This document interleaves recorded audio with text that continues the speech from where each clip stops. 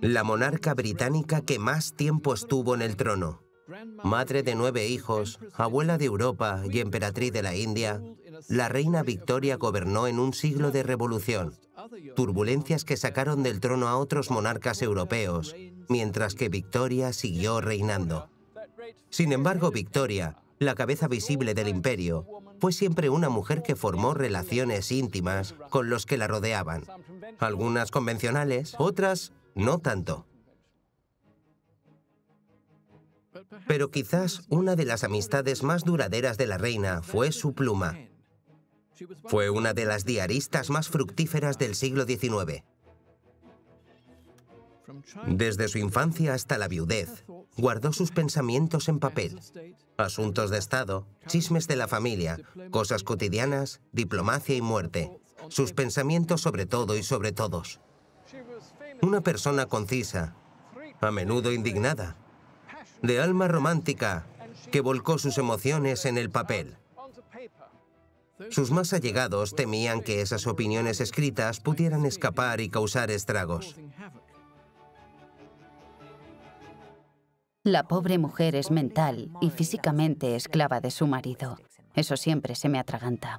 La mayor parte de lo que escribió se destruyó tras su muerte, y otra gran parte fue editada, por desgracia, por su hija Beatriz. Lo que sobrevivió revela a una mujer muy diferente a la que creemos conocer, la matriarca de negro. He pasado los últimos 5 años leyendo los diarios de la reina Victoria y sus miles de cartas inéditas. Casi he llegado a considerarla como una amiga. Hay quienes la tildarían de egomaníaca histérica, pero para mí es un ser humano. Apasionada, sí, muy excéntrica, pero alguien al contrario de lo que se dice a menudo de ella, que se divertía fácilmente. Lo que escribió nos permite entender los factores que formaron la personalidad de Victoria, la tortuosa relación con su madre, su búsqueda de la figura paterna en hombres dominantes a quienes se aferró, la lucha por el poder que hizo de su matrimonio con el príncipe Alberto un campo de batalla. Quiero usar sus papeles para tratar de leer la mente de la mujer que gobernó el mundo. Fue una hija, una esposa, una madre, la reina de un imperio creciente. Sus amigos y familia no siempre estaban allí, pero su pluma la acompañaba siempre, fielmente.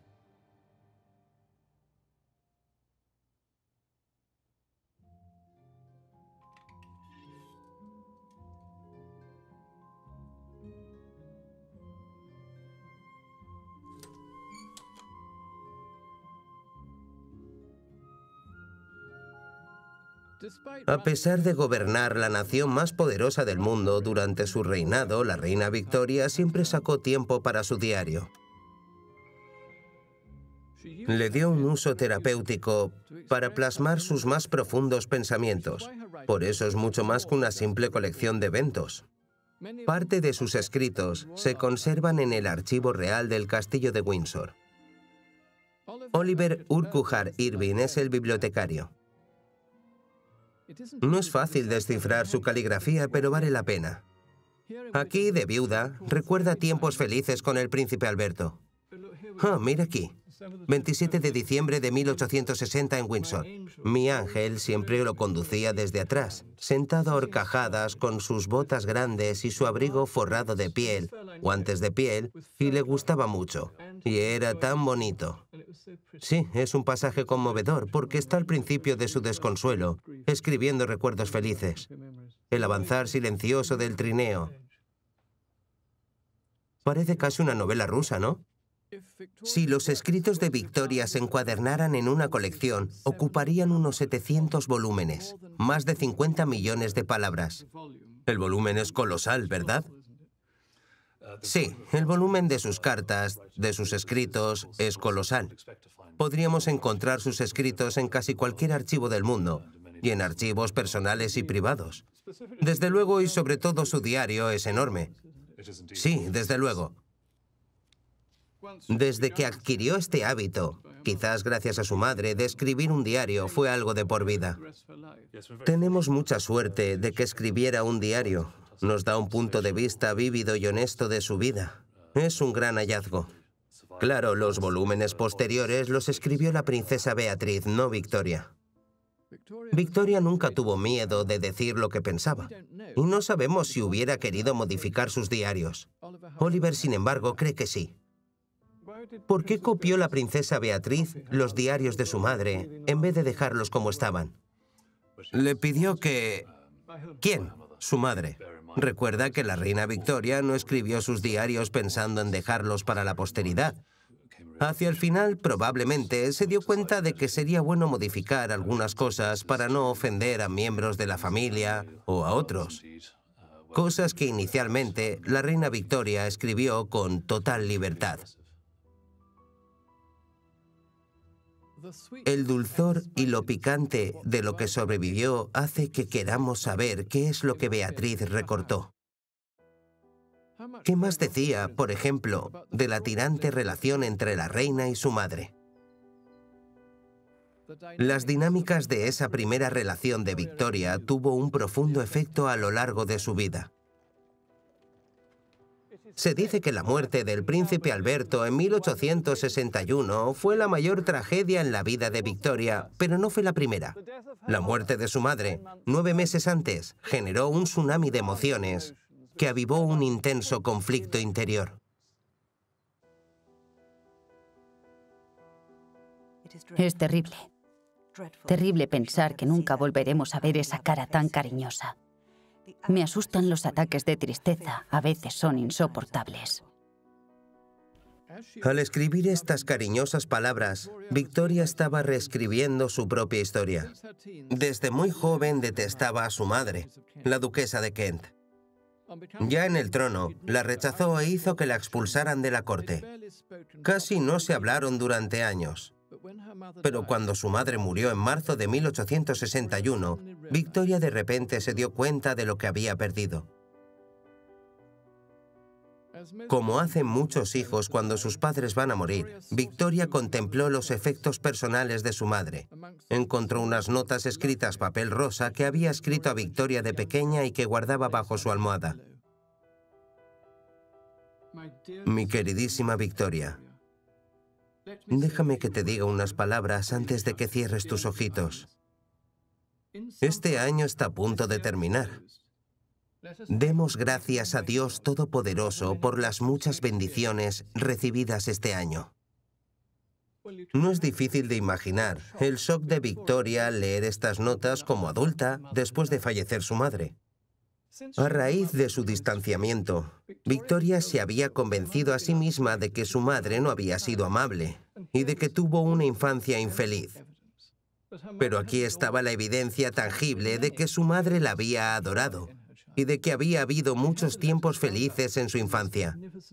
Mandó encuadernar las notas en piel y grabó en la portada de mamá.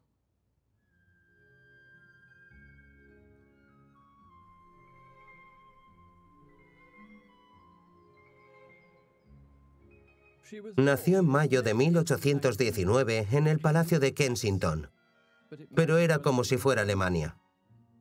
Su madre era alemana, la princesa Victoria de Sajonia-Coburgo-Saalfeld. Apenas hablaba inglés. Era la viuda del príncipe Carlos de Leiningen. El padre de Victoria fue su segundo esposo, el duque de Kent, pero falleció 8 meses después de que Victoria llegara. Esa ausencia paternal fue posiblemente el factor más importante en la psicología de Victoria, quien pasó su vida buscando una figura paterna. Tras enviudar por segunda vez, la duquesa de Kent era pobre desde el punto de vista de la realeza. Su cuñado, el rey Guillermo IV, le permitió seguir viviendo en el Palacio de Kensington sin pagar alquiler, donde cayó presa del ambicioso John Conroy.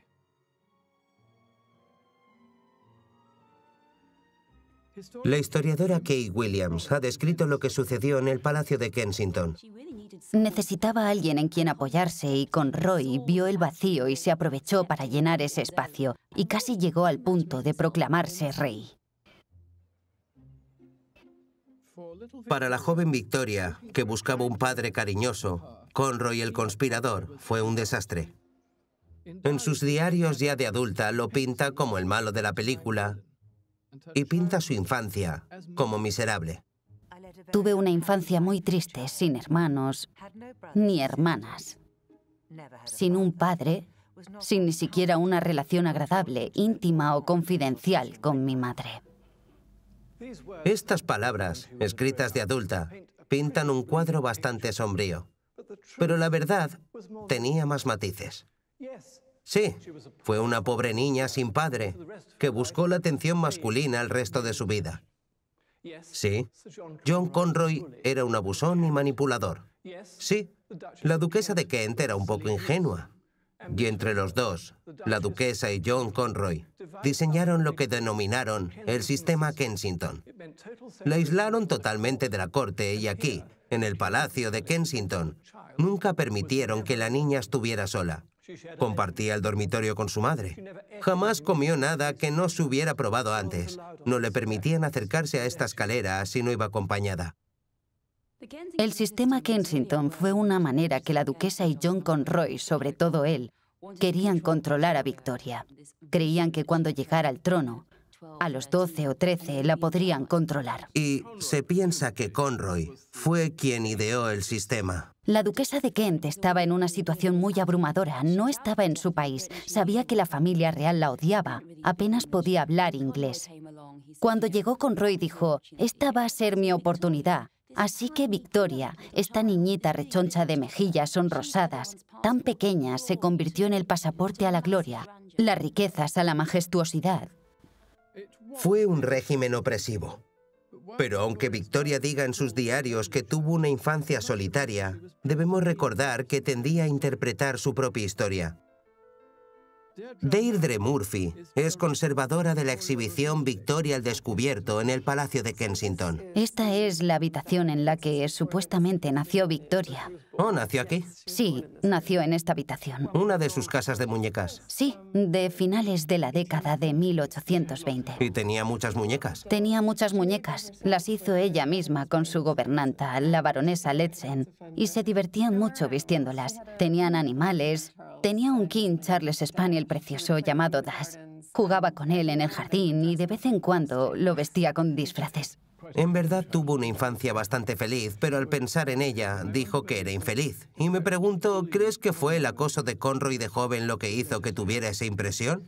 Estoy totalmente de acuerdo. Estos recuerdos que rememora durante toda su vida, al final, llega a un punto en que no son tan confiables, debido a que va cambiando su punto de vista. En 1872, su hija mayor, Vicky, se casa y tiene hijos, así que le escribe a Vicky sobre lo difícil que fue su infancia y le da consejos sobre cómo tratar a sus hijos. Y este tema recurrente en sus cartas y su correspondencia, pero no podemos fiarnos completamente, porque está claro que aquí se divirtió, que la mimaron y que fue muy afortunada de estar aquí.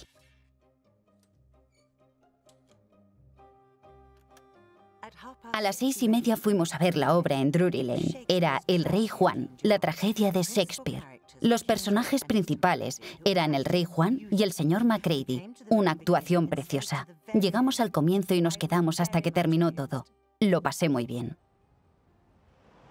Su madre, Leisen y Victoria, estaban enamoradas del teatro y a menudo venían aquí, al deslumbrante West End de Londres. El Teatro Real Drury Lane era uno de sus favoritos para ver teatro, ópera o ballet. Puede que tú o yo nos demos un capricho y vayamos a la ópera o el ballet 2 o 3 veces al año. Victoria, de adolescente, iba a la ópera 2 o 3 veces a la semana.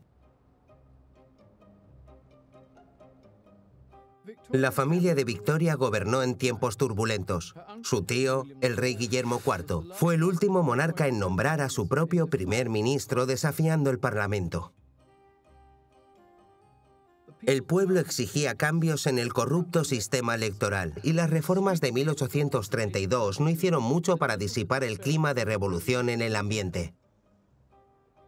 Atrapada en el Palacio de Kensington, la princesa Victoria ignoraba todo eso. Pero Victoria sí se dio cuenta del futuro que le esperaba. No existía ningún otro heredero legítimo al trono. Esta joven, casi alemana, era la siguiente, y tanto Conroy como la corte lo sabían. Sabían que quien lograra influir en la joven, influiría en el futuro jefe del Estado británico. Por eso, a los 13 años, Conroy y su madre llevaron a la princesa Victoria de gira por todo el país.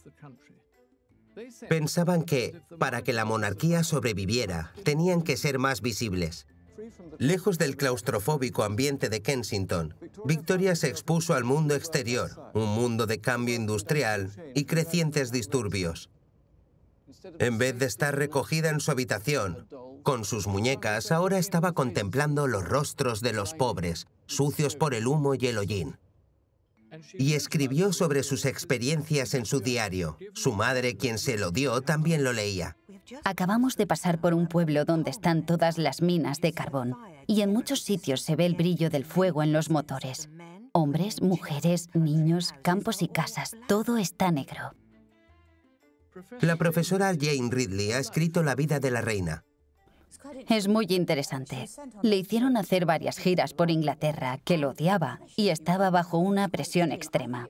Creo que es por esto que después llegó a odiar tener que aparecer en público. Creo que su madre lo consideró parte de la formación para ser una monarca. Fascinante. Entonces era parte del sistema Kensington. Diría que sí. Vi el diario de alguien que estuvo en una de estas giras en Plymouth y notó que la joven princesa no decía nada durante la cena y que no dejaba de mirar a su alrededor en la mesa. Y preguntó, ¿qué le pasa? ¿Por qué no deja de mirar a la gente? Y Conroy dijo que le estaban entrenando para recordar a cada persona que su madre la pondría a prueba cuando regresaran. Y si miras a la entrada en el diario, verás una larga lista de nombres. Ninguna podría haber, ninguno era relevante para ella en absoluto. No sabemos cuándo, pero para principios de su adolescencia, la princesa vio lo que su madre y Conroy tramaban. Victoria se estaba dando cuenta de que era como un peón en un mundo de política y tenía la impresión de que su madre estaba en su contra, del lado de Sir John Conroy. Finalmente, en este pueblo costero de Ramsgate, un fatídico día de otoño de 1835, su odio hacia Conroy se confirmó y la llevó a detestar a su madre.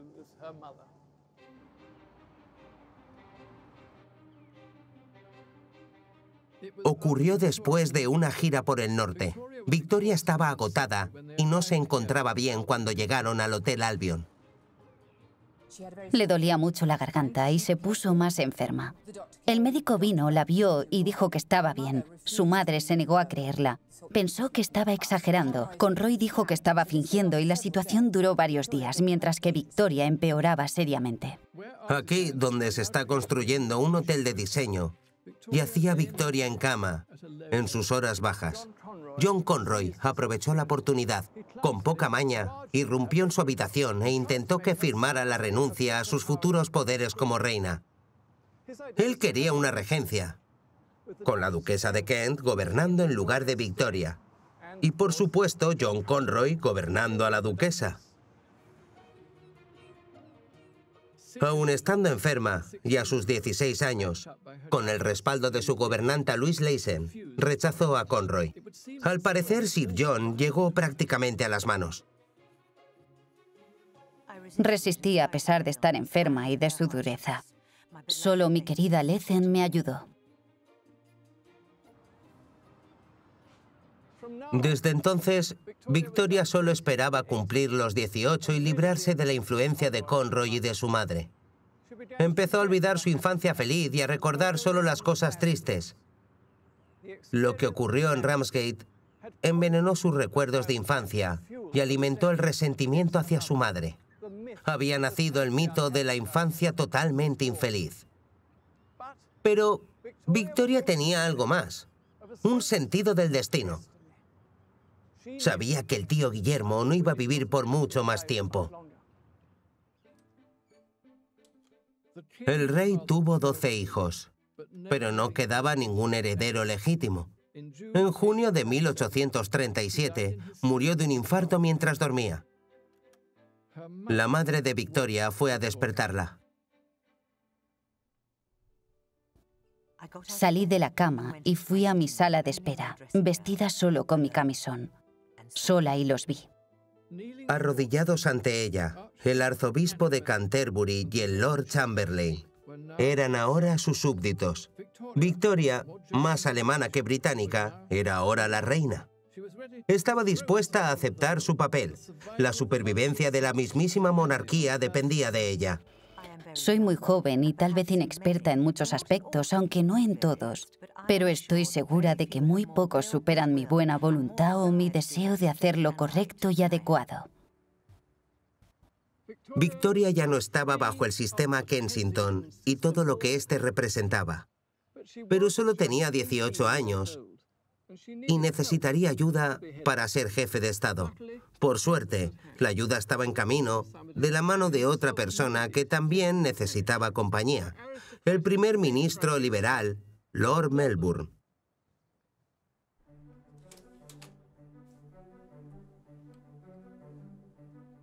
Justo en el mejor momento, llegó la figura paterna. Melbourne era todo lo que Conroy no fue. Cariñoso, amable y con inteligencia emocional. Vio lo que necesitaba y se lo proporcionó en abundancia. En su diario, la reina Victoria se describe como una niña sin padre. Ahora el primer ministro, a sus 58 años, hizo que se sintiera en control, pero segura bajo su cuidado. Fue él quien preparó a Victoria y quien dirigió la trascendental coronación aquí en la abadía de Westminster en junio de 1838. Aquí se ha coronado a casi todos los monarcas ingleses desde 1066. Desde su nacimiento, Victoria había sido criada y preparada para este momento crucial tanto en su vida como en el de la nación. Hubo una feria de 2 días en el parque, con luces, fuegos artificiales, con muchedumbres inundando el centro de Londres para ver a su nueva reina. La despertaron a las 4 de la madrugada los disparos en el parque. Se levantó para escribirlo en el diario y, sin embargo, no menciona a su madre ni una vez.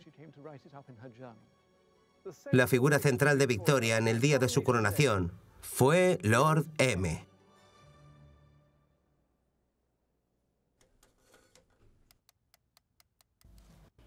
Mi excelente Lord Melbourne, quien estuvo cerca de mí durante toda la ceremonia, estaba totalmente apabullado y profundamente emocionado. Me dio una mirada tan amable y diría también paternal. Ante todo, Victoria quería deshacerse de Sir John Conroy. Conroy vio que se habían vuelto las tornas y quería llevarse lo suyo.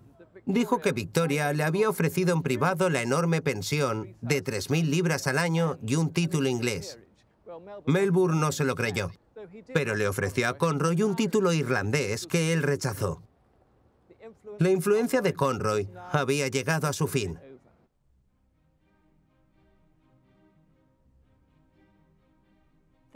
Parece que las historias y anécdotas graciosas que cuenta Lord Melbourne no tienen fin, y las cuenta de una manera tan entretenida y divertida.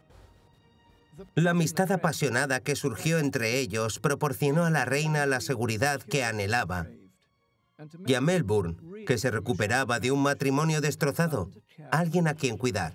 Estaba con ella cada día, a veces hasta 5 horas al día. Montaban juntos, hacían puzzles, jugaban a cartas.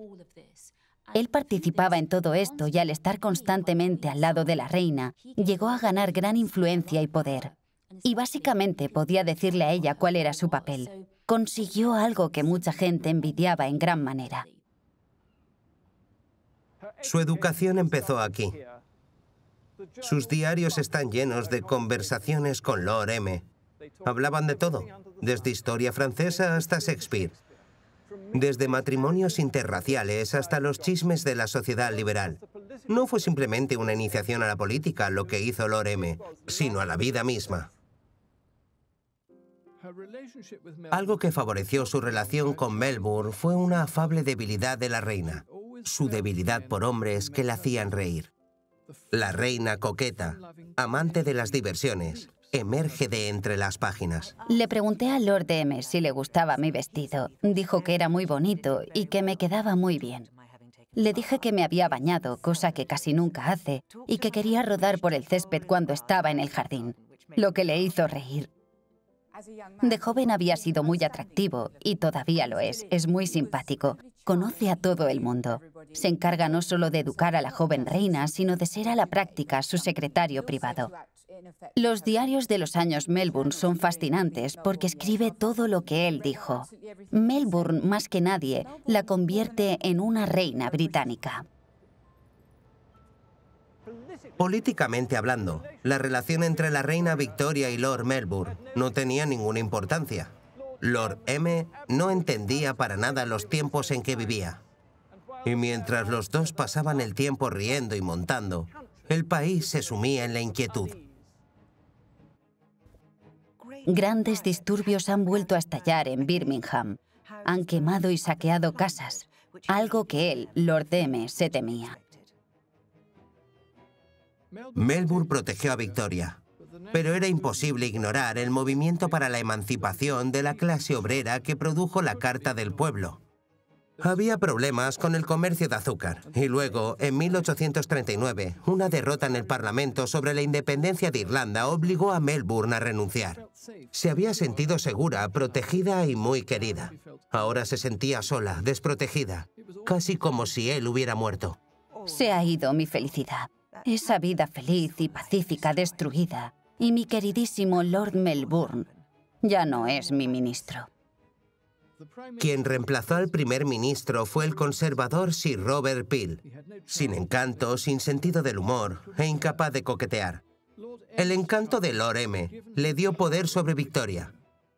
La falta de encanto de Peel garantizaba un duelo de voluntades. La primera reunión resultó en una crisis constitucional. Casi de inmediato, Peel le dijo, tienes que cambiar a tus damas. Las damas de la ropa, las de cámara, eran liberales, ahora tienen que ser conservadoras. Y Victoria no podía soportar esto. Le dijo a Peel, no voy a cambiar mis damas, no voy a hacerlo. Sorprendentemente, Peel dijo que entonces él no sería su primer ministro. Se llegó a conocer como la crisis de la Cámara. Robert Peel era un político muy astuto. Al negarse a ser primer ministro, dejó muchas cosas claras a todo el mundo. Demostró que Victoria era partidista de los liberales. También que ella intentaba ejercer el tipo de poder monárquico que ya no existía en Gran Bretaña.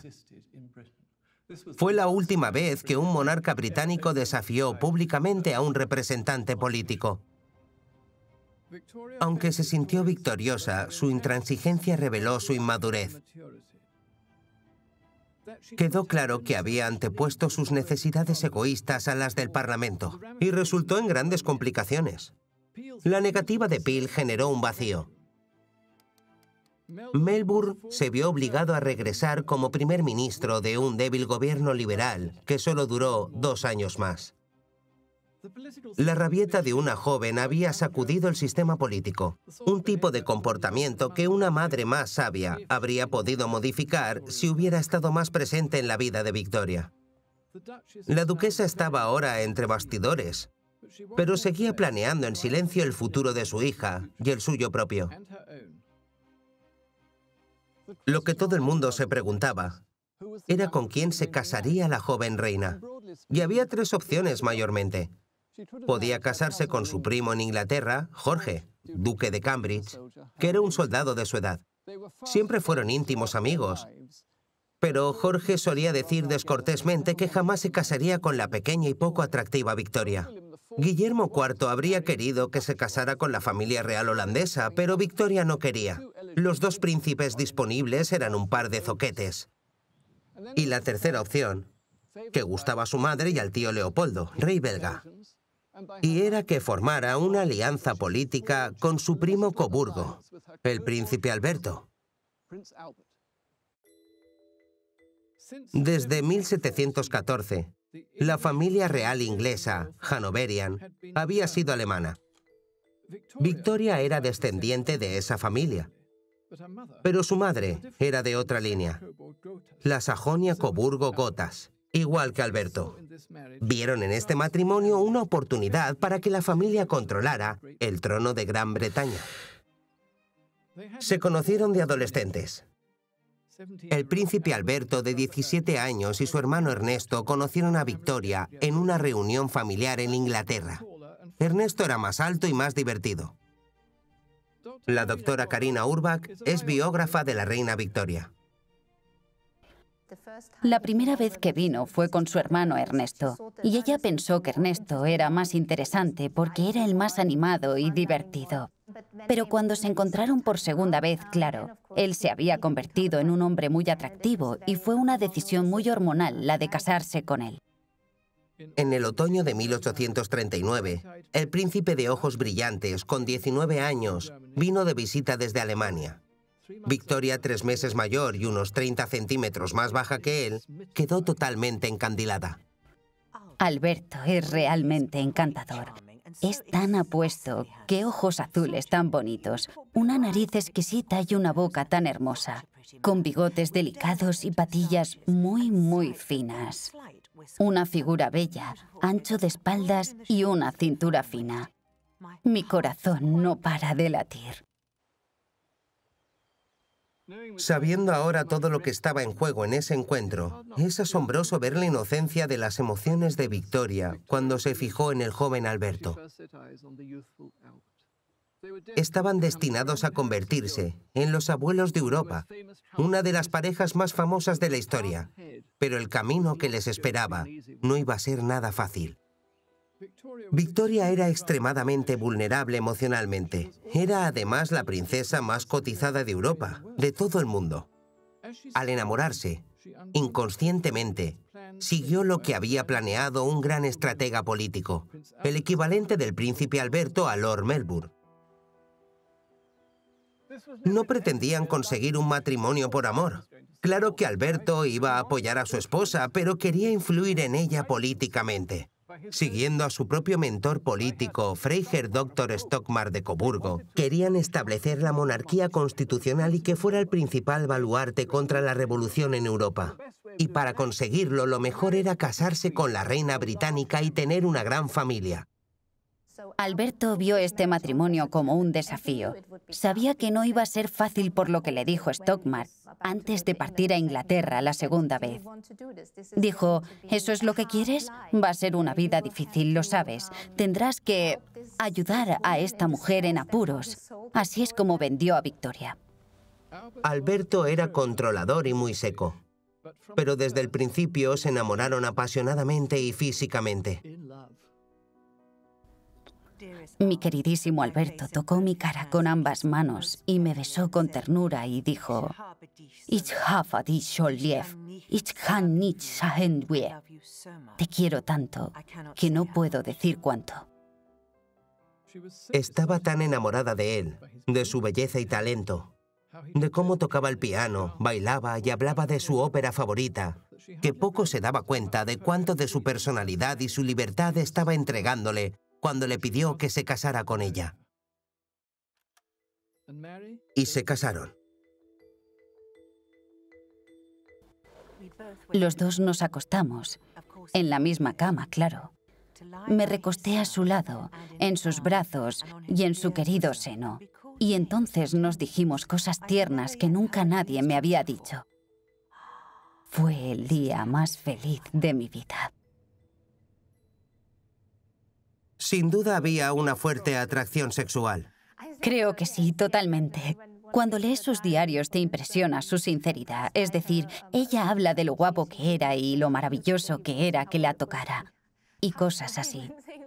Después de casados dice que le gustaba que él le quitara las medias y que se las pusiera.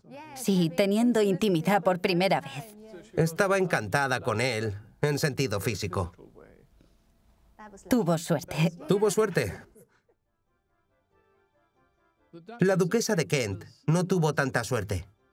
Victoria ya no era una niña y estaba lista para demostrar su poder. Rechazó a su madre. La duquesa de Kent estaba destruida. No podía creer que Victoria no quisiera verla. Victoria buscaba cualquier oportunidad para alejarse de su madre y toda la corte se dio cuenta. Victoria explicó en su diario su constante frialdad hacia su madre.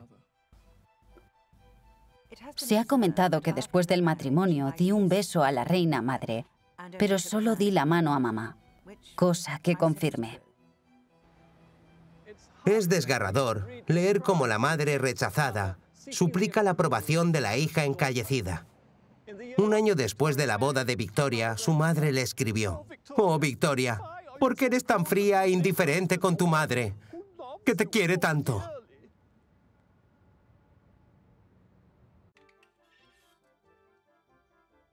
Pero la reina solo tenía ojos para Alberto y nadie más. Era como un sueño hecho realidad.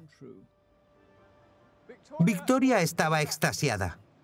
Su madre, quien lo había planeado todo, estaba a un lado. Victoria alquiló por 2000 libras al año esta casa, en el 36 de la Plaza Belgrave, y ahí metió a su madre. No está lejos de palacio. Puedo ver los árboles del jardín del Palacio de Buckingham desde aquí. Pero la duquesa de Kent estaba definitivamente fuera de palacio. Este sería su lugar, y su hija lo había dejado muy claro.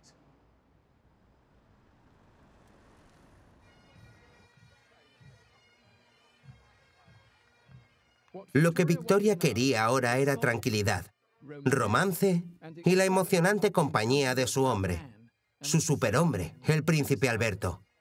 Escaparon a la parte más romántica de las Islas Británicas, lo más lejos posible de la corte de Londres. Alberto ya echaba de menos su patria alemana, y los paisajes e incluso la gente de esta zona le recordaban a su tierra. A Victoria también le encantaba la gente de Escocia. Le gustaba su falta de cortesía, cómo la trataban como a un ser humano. Había una calma, un recogimiento, un aire rural, una libertad y soledad que eran muy atrayentes para nosotros. Se puede apreciar el alivio en las palabras de Victoria, la alegría de estar fuera de Londres y lejos de sus deberes de Estado. A los dos les encantaba el aire libre. A Alberto le gustaba cazar ciervos. Victoria pintaba muy bien en acuarela y se llevaba su cuaderno al campo. Gilly, Sandy y Reid conocen los sitios que más le gustaban. ¿Cuáles eran sus visitas favoritas cuando venía aquí?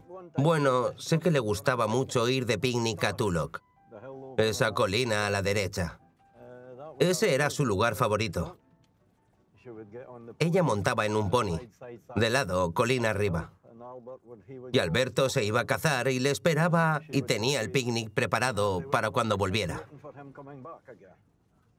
¿Sabes si el príncipe tenía buena puntería? Bueno, creo que no era lo suyo, no. Parece que siempre tenía, ¿qué te digo?, mala suerte. Al atardecer, visitaban a la nobleza escocesa en sus casas para tomar whisky y bailar. Bailé varias cuadrillas y valses, y terminé bailando un galope con Alberto. La inocencia del amor de juventud. Pero les esperaba un viaje extraordinario juntos. Ninguno quería renunciar a su independencia. Los dos querían poder. Y más que en la mayoría de matrimonios, iban a tener enfrentamientos muy acalorados. Alberto pensó que había ganado porque Victoria dijo en la ceremonia de boda que lo obedecería. Pero era solo por la ceremonia. Victoria lo veía como un ayudante, nada más. Ella escribía las cartas y él iba a buscar el papel secante. Ese era su papel. Él quería ser rey, él quería tener poder. Alberto quería controlar y solo tuvo que dejar que la naturaleza tomara su curso. Un mes después de la boda, Victoria estaba embarazada. Cuando se enteró del embarazo se sintió muy mal. Pensó, ¿tan pronto? Le escribió al tío Leopoldo, quien estaba encantado, y le dijo, si después de todo sale una niña insoportable, la ahogaré. Victoria estaba dividida. Adoraba a Alberto y él quería más hijos. Pero cada embarazo significaba más poder ejecutivo para él. Pero él no había contado con su enfado. Después de dar a luz a la princesa real, Vicky, Victoria tuvo una depresión posparto horrible y tuvo una bronca tremenda con el príncipe Alberto. A menudo me siento muy irritada, escribió, y hace que le diga cosas odiosas que no siento, pero temo que puedan herir a Alberto. Alberto no podía soportar esos cambios de humor y las broncas, y escribió desesperado a su amigo Dr. Stockmar, que además de asesor político era médico. Le pedía consejo. Victoria es tan impulsiva e impetuosa que no puedo explicarle mis problemas. No quiere escucharme. Se enoja y empieza a echármelo todo en cara con recelo, desconfianza, ambición, envidia. Era a la vez furiosa y cariñosa. Añoraba el hermoso tiempo fugaz en que tuvo Alberto para ella sola. Tenía envidia de sus hijos, que eran el centro de atención de él. Odiaba estar embarazada. Lo odiaba. No disfrutó tener niños y eso es muy triste. En sus cartas él siempre le dice: ¿por qué estás siempre encima de ellos? ¿Por qué no puedes ser amable? Y ella no mostraba muchos sentimientos de madre porque estaba obsesionada con su esposo. Victoria tenía una situación muy complicada. Por un lado era la reina de Inglaterra. Por otro era una joven casada que no podía controlar su genio y que a veces parecía volverse loca de rabia.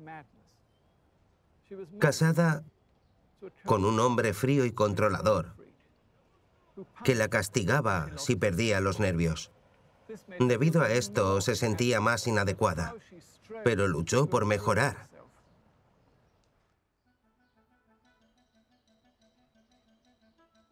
Bien guardados en el castillo de Windsor encontramos los diarios más fascinantes, escritos más tarde en su matrimonio. Eran el secreto de Victoria y son evidencia del vaivén causado por Alberto, que la llevaban de la furia a la euforia y a veces a autofustigarse. Este volumen se titula Observaciones, Conversaciones, Reflexiones. Y aquí escribe sobre su aniversario de bodas, 10 de febrero. ¿Cuántos motivos tengo para estar agradecida? Y sin embargo, incluso en este día santo, para mi desgracia, esta estúpida susceptibilidad e irritabilidad mías me causan tristeza y hacen que me enfurezca contra el más perfecto y abnegado ser humano, mi adorado esposo.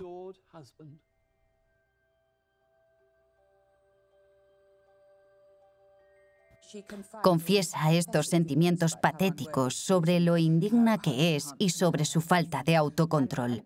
Y da la impresión de que a esta mujer la han hecho sentirse inadecuada en esta relación. ¿Hasta qué grado dirías que la controló Alberto? Creo que tuvo una actitud controladora. Victoria está constantemente intentando mejorar para impresionar a Alberto, para que vea que puede llegar a ser una mejor persona. Parece como si cada año Victoria hiciera un balance moral. De alguna manera, en vez de un balance bancario, ella hacía un balance moral. Alberto estaba consiguiendo lo que Sir John Conroy no logró, obtener poder ejecutivo sigilosamente. Tenía un plan grandioso, cambiar el curso de la historia, y sus hijos eran sus armas. Tener más y más hijos era parte del plan del barón Stockmar para asegurar la estabilidad de Inglaterra y Europa. Alberto sabía que un monarca no puede tener una vida privada. El nacimiento de todos y cada uno de sus hijos era una declaración política. Europa avanzaba en una dirección republicana. Alberto estaba decidido a cambiar esa tendencia, convirtiendo esos niños en reyes y reinas europeos.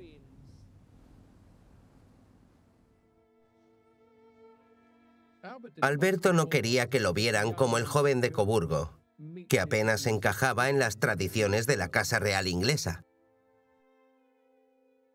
Necesitaba que lo vieran como una fuerza política y buscó una poderosa manifestación física de su presencia.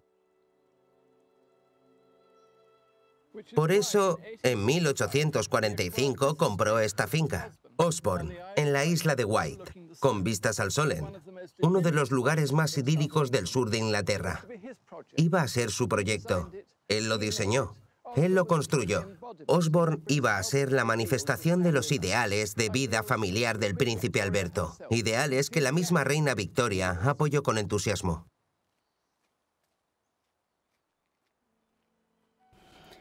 Es imposible imaginar un lugar más bonito. Tenemos una playa solo para nosotros. Podemos ir a cualquier lado sin que nos sigan o nos molesten. Parece que uno entra en el palacio de un príncipe del Renacimiento italiano, de los que el príncipe Alberto visitó de adolescente. Y de algún modo lo es, pero de un príncipe del Renacimiento moderno. Alberto fue quien hizo el diseño arquitectónico y también la decoración interior. Todas las obras de arte y esculturas rezumaban de los ideales de la Ilustración. En un principio era minimalista. Victoria fue quien lo recargó con figuritas y otros adornos. Cuando se mudaron ya tenían 3 hijos pequeños, así que dejó que él se encargara de lo estético. Pero a medida que la familia crecía, también creció su ambición.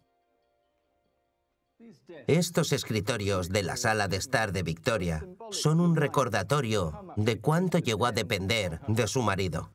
Uno para Alberto y otro para ella. De hecho, era Alberto quien hacía la mayor parte del trabajo diario del jefe de Estado, leyendo y firmando documentos, y así por el estilo. Mientras Victoria daba a luz a 9 hijos, Alberto iba acumulando más y más poder político. Durante una década, Victoria vio a Alberto a través de una densa niebla hormonal. A veces su determinación flaqueaba. Cada día estoy más convencida de que si las mujeres tenemos que ser buenas mujeres, femeninas, amables y hogareñas, no podemos reinar. Charles Greville, otro gran diarista victoriano, dijo que aunque Victoria tenía el título, después de unos años de casados, Alberto era rey a todos los efectos. El artista alemán Winterhalter inmortalizó a la familia real en óleos. Cuando se expuso este cuadro por primera vez en la Royal Academy en 1847 fue muy criticado. Pensaban que a la reina de Inglaterra le faltaba decoro, porque enseñaba mucha carne. Su marido extiende el dedo sensualmente hacia la blanca mano de su esposa. Pero lo que me parece más interesante de esta foto es que, aunque la reina Victoria lleva su corona, es Alberto quien ocupa el centro de la composición.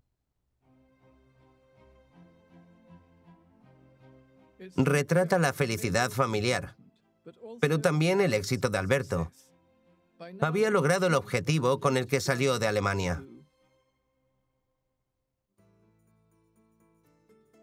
Quizás su mayor logro fue la princesa Vicky.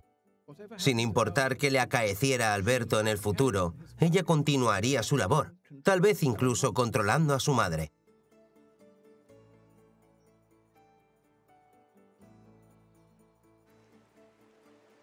Nadie podía negar que la princesa real era la hija del príncipe Alberto. Había una gran afinidad entre Vicky y Alberto, y obviamente la reina estaba un poco celosa.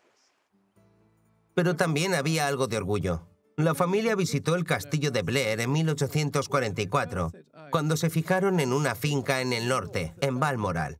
Su madre escribió cuán contenta estaba al ver la madurez de la pequeña.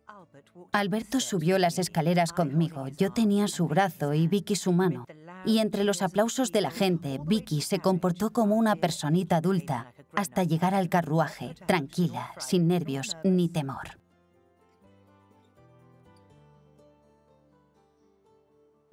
«11 años después, con 14, Vicky volvió con la familia a Tierras Altas, que tanto recordaban a su padre, el príncipe consorte, su querida tierra natal. Pero no iban a ser las vacaciones de siempre, para pintar y cazar. Victoria y Alberto habían planeado durante años casar a cada hijo con diferentes casas reales europeas en una serie de alianzas políticas. Y este primer matrimonio fue, con mucho, el más significativo. La reina había pintado a su manipuladora madre como un villano, pero el plan que ella urdió con Alberto era igual de maquiavélico. Ella y Federico Guillermo, príncipe heredero de Prusia, llamado Fritz, solo eran peones. Victoria llevó a la parejita al más romántico de los escenarios, un lugar que ella y Alberto amaban. La reina sabía el efecto que este escenario podía tener en los susceptibles jóvenes. Estaba entusiasmada pensando en las posibilidades. Fritz es muy apuesto, se le ve muy varonil y el bigote le favorece mucho. La visita me acelera el corazón y probablemente marque el destino de nuestra querida hija mayor.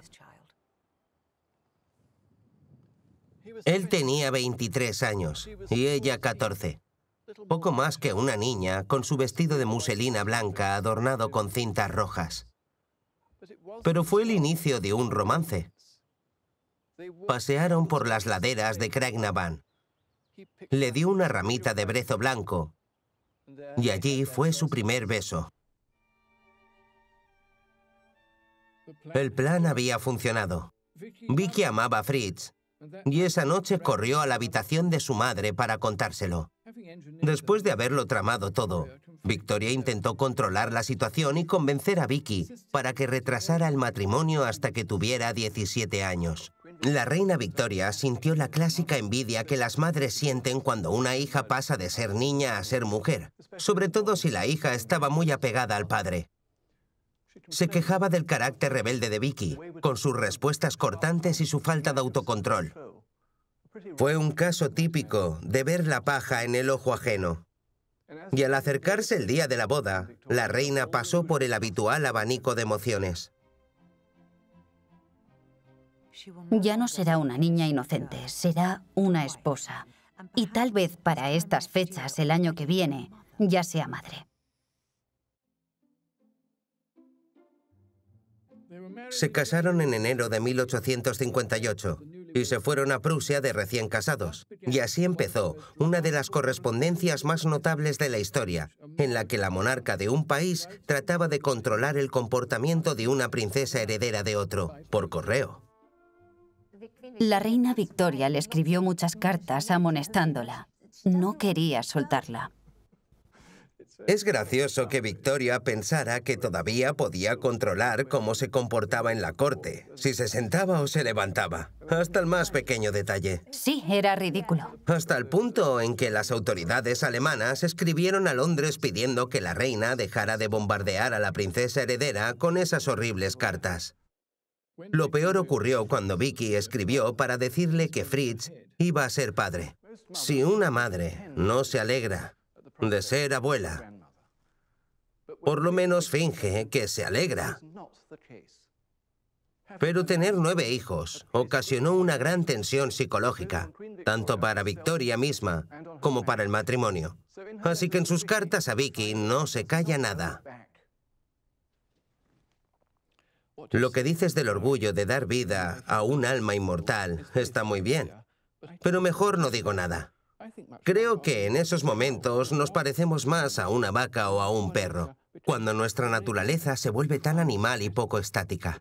Pero tú, querida, si eres sensata y razonable, y no estás en éxtasis pasando todo el día entre enfermeras y nodrizas, que son la ruina de una joven refinada e intelectual. La reina era la mitad de la pareja más famosa de su época. En sus cartas a Vicky, deja ver su indeterminación sobre el matrimonio. Le cuenta verdades que la princesa Beatriz habría borrado si hubiera tenido ocasión, pero no pudo. Se quedaron en Alemania y son las más relevantes, porque en estas cartas se ve a la reina tal como era. En ellas vuelca todos sus pensamientos 2 o 3 veces a la semana para su hija en Alemania, sobre todo lo que sucede, lo poco satisfactorio que son los hombres y el matrimonio. El matrimonio es una lotería. La felicidad es siempre un trueque, por muy feliz que seas. Pero la pobre mujer se convierte en la esclava del esposo en cuerpo y alma. Eso siempre me ha indignado. Debe haber sido muy terapéutico para ella desahogarse así. La relación de la reina con todos sus hijos, los celos, los reproches, muestran el grado al que le afectaron en su juventud las tensiones y presiones de la relación con su propia madre. Nunca abordó ese tema, y en 1861 perdió toda oportunidad de hacerlo. Desde que Victoria se casó y tuvo hijos, su propia madre fue una abuela ejemplar. No olvidó ni un solo cumpleaños, ni ningún aniversario. Pero como Conroy fue totalmente apartado al inicio de su reinado, la pobre duquesa de Kent vivía todos los días con miedo de ser también rechazada.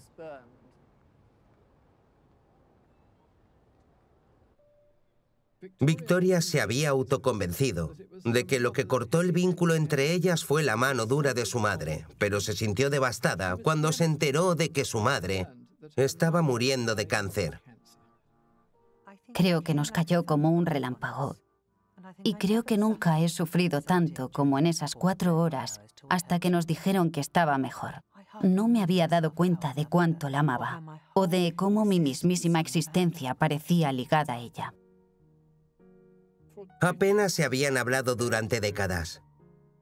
Victoria había escrito sobre su penosa crianza, pero ahora estaba reescribiéndolo desesperada. No soporto pensar en todo lo que tienes que pasar. Si tan solo pudiera estar contigo, ir a verte muy a menudo para entretenerte en esas horas grises en las que no puedes divertirte. Pero fue poco y tarde. La duquesa no llegó a la Pascua. Victoria se refugió en Alberto, sin saber que este terrible año sería el último que estarían juntos. Alberto no tenía buena salud. Ahora se cree que podía haber sufrido la enfermedad de Crohn, o cáncer abdominal, o posiblemente ambos, y murió ese mismo año, 1861, en diciembre. Victoria tenía solo 42 años. Había pasado su vida luchando contra una infancia opresiva y contra el tedio de la maternidad, pero por difícil que fuera su matrimonio, llegó a depender totalmente de Alberto.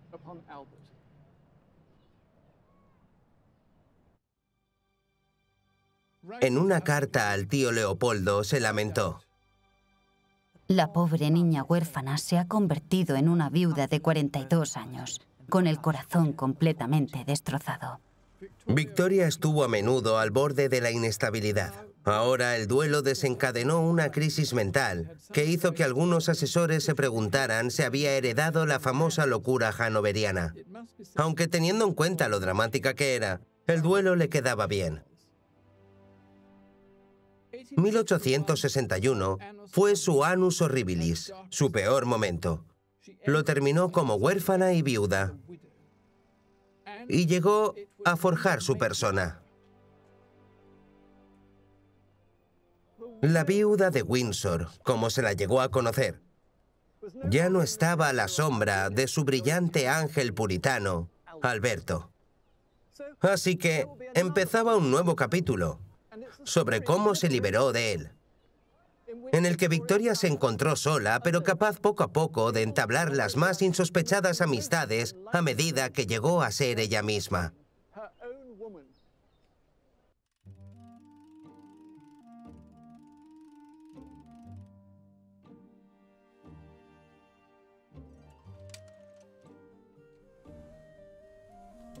...1861 fue el annus horribilis de la reina Victoria. Las muertes de su madre y su esposo la dejaron abatida. Marchó de Londres. Todos pensaban que su marcha de la capital significaba que no estaba haciendo nada, inmovilizada por el duelo. En su diario se lamenta de la pérdida de su amante, su amigo, su apoyo. Él lo hacía todo, en todas partes. No hacía nada sin él.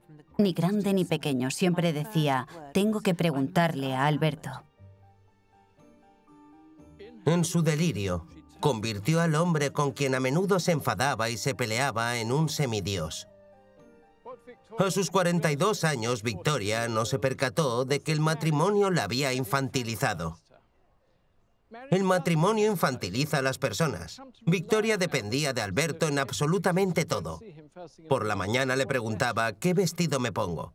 Él había restringido y controlado su vida personal y política. Ahora él ya no estaba, pero ella tenía que continuar. Poco a poco, empezó a batir sus alas y a volar libre. Y aquí dio sus primeros pasitos hacia la libertad, en Coburgo, Alemania, su tierra natal y el lugar de nacimiento de su madre y Alberto. Confesó su aventura amorosa con Alemania en su diario. Si no fuera quien soy, mi hogar estaría aquí.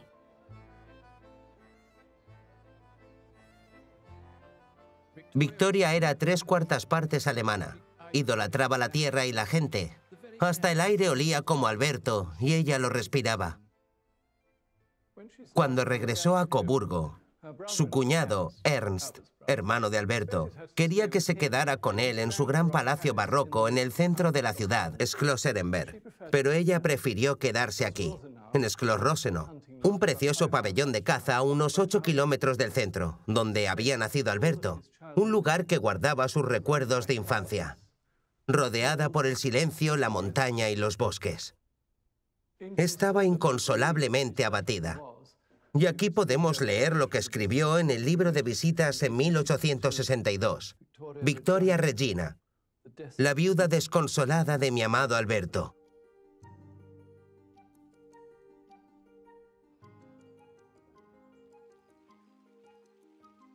Un descendiente directo del príncipe Alberto continúa el linaje familiar cerca de aquí, en Solms-Kallenberg. Humberto es el príncipe heredero de Sajonia, Coburgo y Gotha. Entremos en el tesoro, una de las habitaciones aquí, por favor. Espléndido, muchas gracias. Usted, señor, es el tataranieto del príncipe Alberto. Correcto, así es. Aquí es donde podemos ver la relación entre la familia Sajonia, Coburgo, Gotha y la británica. Oh, ese es Winterhalter, es precioso. Sí, el príncipe Alberto de Sajonia, Coburgo y Gotha. Eso es después de su llegada a Gran Bretaña. Sí, a principios de la década de 1840. Con su pelo, no es calvo todavía. Y mire qué cuadro tan hermoso. No vestía muy bien, pero tenía joyas estupendas. Eso es lo que dijeron los franceses cuando visitó París.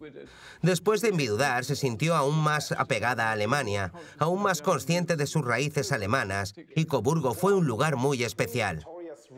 Bueno, las raíces de la reina Victoria son definitivamente alemanas. Ella era muy fluida hablando alemán. Y a pesar de la muerte tan temprana de Alberto, ella seguía enamorada de Alemania y, sobre todo, de Coburgo. Vino a inaugurar un monumento para Alberto aquí, en el mercado, en 1865. Fue una de las pocas apariciones en público que hizo después de la muerte de Alberto. Ah, sí. Desde que era una joven reina, a Victoria siempre le gustó el melodrama. Y ahora en su duelo dejó claro a todo el mundo su pérdida, vestida completamente de negro. Quería que todos compartieran su tristeza. La doctora Carina Urbach, experta en relaciones anglo-germanas, arroja luz sobre el comportamiento de Victoria después de la muerte de Alberto. Es muy mala psicóloga. Alberto le dijo, cuando yo ya no esté, por favor, no exageres. Y ella hizo absolutamente lo contrario. Lo pone en un pedestal y arrastra a sus hijos una vez al año a la habitación en la que murió. Y sigue predicando siempre lo maravilloso que era. Y es totalmente ridículo porque los niños llegan a odiarlo y acaban hartos de este padre idealizado. Tiene el efecto contrario. Volvió una y otra vez a Coburgo.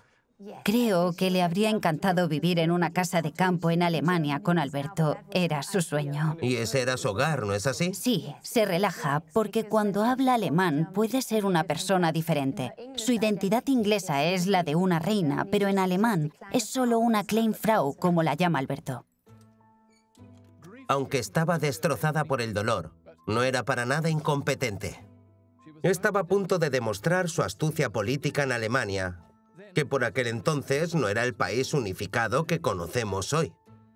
Alemania no era más que una noción. La cuestión era si los pequeños ducados y ciudades-estado se unirían para crear una federación pacífica o si se dejarían de intimidar por el reino norteño de Prusia para convertirse en una nación militarista moderna. Ese fue el drama político principal en los días de Victoria. Y ella estaba justo en el medio del escenario. En el verano de 1863, la reina vino aquí a Solms-Ehrenberg. Una vez aquí, se lanzó a mediar entre los campos gemelos de Prusia y Austria, antes que lo hicieran sus diplomáticos. Fue su primera gran actuación desde que enviudó. Estaba muy nerviosa, todo estaba a punto, pero yo estaba sola. Yo ya no tenía a mi amado Alberto para guiarme, animarme, darme consejo y dirigirme a través de la gran dificultad. Aquí, en el Salón de los Gigantes, donde se casaron los padres de Victoria, encontramos a Victoria la diplomática, reunida con no menos que el emperador de Austria, con quien brindó por la unidad de Alemania. Tan temprano en su viudez, encontramos a Victoria sola. Sin embargo, una mujer independiente, que negocia, no en nombre de Inglaterra, sino en nombre de una Europa pacífica. Victoria había encontrado la fuerza interior para ejercer su poder y llevar a cabo el trabajo político de Alberto sola. En este caso hace de una especie de mediadora, quiere reunir a estos dos alemanes, el emperador de Austria y Guillermo de Prusia. Cree que deberían llegar a cierto rapprochement, cierto acuerdo entre los dos. Cree que la cuestión alemana puede tener una solución pacífica. Si preguntáramos en ese tiempo a los editores de los periódicos ingleses qué está haciendo la reina, te dirían que está durmiendo, que no está haciendo nada, que está escondida, pero en realidad estaba muy activa políticamente en Alemania. Sí, ahí es donde uno la puede subestimar, porque se oculta en el negro, pero uno no se da cuenta de esos canales extraoficiales que utilizaba constantemente y se ve a sí misma, debido a Alberto, como una diplomática en muchos sentidos. Es interesante observar cómo la reina británica va envolviéndose más y más en la política europea, en parte debido a su matrimonio y a los de sus hijos. En este momento, los políticos británicos se quejan de que su monarca es muy llorona, solitaria y que no hace su trabajo, que no le importan los asuntos políticos importantes. Pero Victoria estaba mirando al futuro de Europa misma. Para mí, esto evidencia una mentalidad mucho más abierta que la de muchos de sus ministros de gabinete. Y su papel en ello era fundamental.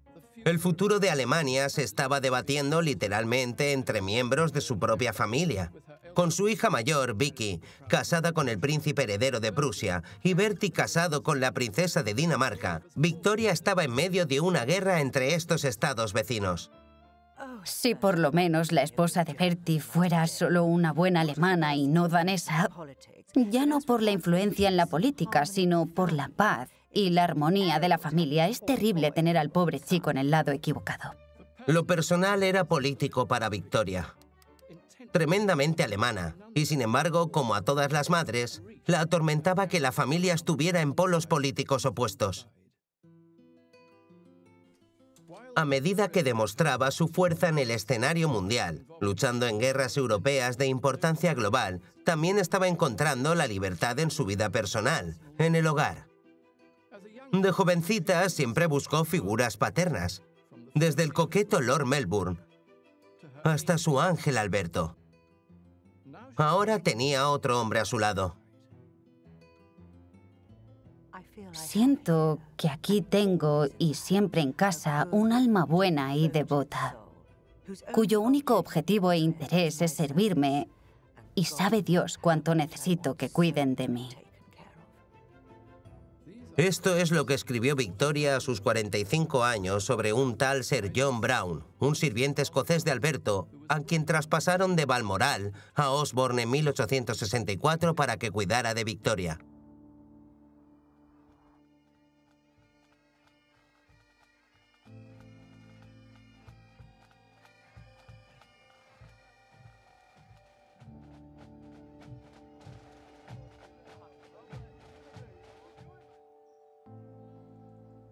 Sinceramente, creo que de no ser por las tierras altas escocesas y la amistad de John Brown en esos 10 años posteriores a la muerte del príncipe Alberto, la reina Victoria se habría vuelto completamente loca. Siempre le encantó estar aquí en Escocia, desde sus primeras visitas con Alberto. Encontraba muy refrescante el carácter sencillo de los escoceses, que tanto contrastaba con la rigidez de Windsor y el Palacio de Buckingham. Y así fue como Victoria pasó a depender de John Brown. Con su barba y su falda escocesa, 7 años menor que ella, como compañero fiel y mejor amigo.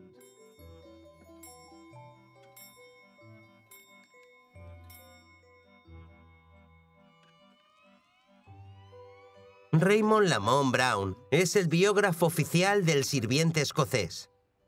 Pasó mucho más tiempo con John Brown que con cualquier otra persona, sin duda, más que cualquier familiar. Sí, es cierto. Él la atendía siempre que lo necesitaba y la comprendía muy bien. Una cosa que ni su familia ni sus ministros entendían es que, aunque estaba rodeada de gente constantemente, se sentía sola. Y John Brown le dijo abiertamente: creo que usted es solo una niñita que se siente sola y necesita que la animen. Y eso es lo que exactamente hizo. La sacó del pozo de su depresión. Llegó a ser como una enciclopedia andante de los gustos y preferencias de Victoria, sus manías y todo eso. Y dedicó su vida a ella. Nunca fue de vacaciones y siempre estuvo a su disposición. En cierto modo, era un compromiso mayor que el de los votos matrimoniales de Alberto, porque era de una total servitud. Sí, sí, claro. Alberto tenía sus obligaciones que hacer, en su horario. Pero para John Brown, su trabajo era la reina Victoria, de sol a sol. Además de su devoción a la reina, Brown se caracterizaba por su brusquedad y su total indiferencia a la etiqueta de la corte. Y observó que a Victoria le gustaba eso a pesar de su apariencia inflexible. A pesar de esas cualidades que sacaban a todos de quicio, hicieron de Brown el compañero ideal para Victoria. Alberto fue un gran hombre, pero tenía una salud delicada y era muy quisquilloso. No le gustaba beber como a Victoria. Mientras que a Brown le encantaba el whisky y a menudo estaba ebrio. Le gustaba echar whisky en la leche de la reina y decir: no te quedes con sed. Victoria no estaría de acuerdo conmigo, pero Brown la liberó de Alberto. Liberó su lado más hedonista y divertido. Y ella se dejó llevar. ¿Salud? Victoria encontró la libertad en su amistad con este insólito personaje, montando y riendo con Brown por los alrededores de Osborne. Después de la represión que sufrió de joven por la cruel labor de Sir John Conroy y las discusiones con su esposo, autoritario y maquinador, la franqueza de Brown y su dedicación exclusiva a ella le encantaban. Es un gran consuelo porque Brown está dedicado a mí. Tan simple, tan inteligente y tan distinto a un siervo ordinario. Nadie podía hablar a Victoria como lo hacía John Brown. La mantuvo a raya. En cierta ocasión, un joven sirviente entró a la habitación con una bandeja y se le cayó. La reina estalló del enfado. Dijo que lo despidieran a la cocina, pero John Brown intervino. «Mujer, ¿qué le haces al pobre chaval? ¿Es que nunca se te ha caído nada a ti?» El joven conservó su puesto. El habla directa del escocés puso a la reina en su sitio. Y a ella le gustó. No era solo la franqueza de Brown que complacía a la reina. Además, llenaba una necesidad emocional que Victoria tenía. En el 4º aniversario de la muerte de Alberto, la reina quebrantó las convenciones al llevar a Brown para que le acompañara a presentar sus respetos en el mausoleo de Alberto. Lo que escribió ese día muestra lo importante que fue la reacción de Brown para ella. Cuando vino a mi habitación más tarde, estaba muy afectado. Con su sencillez y expresividad, mirándome con ternura y pena, me dijo mientras las lágrimas se deslizaban por sus mejillas: «No me gustó verte esta mañana en Frogmore, lo siento por ti, pero ¿qué puedo hacer? Moriría por ti». No creo que nadie pudiera jamás reemplazar al príncipe Alberto, pero necesitaba un apoyo masculino, y John Brown fue ese apoyo. Lo que ocurrió a continuación evidenció el carácter contradictorio de Victoria. La mujer que evitaba al público decidió compartir sus pensamientos con todo el mundo. Normalmente pensamos en la princesa de Gales, Diana, como la que inventó el concepto de siente mi dolor. Pero la reina Victoria lo hizo antes cuando decidió publicar extractos de sus diarios privados. Páginas del diario de nuestra vida en las Tierras Altas salió en 1868 y fue un éxito de ventas inmediato. Ningún monarca había publicado un libro antes. Este era totalmente distinto a Victoria, la viuda compungida.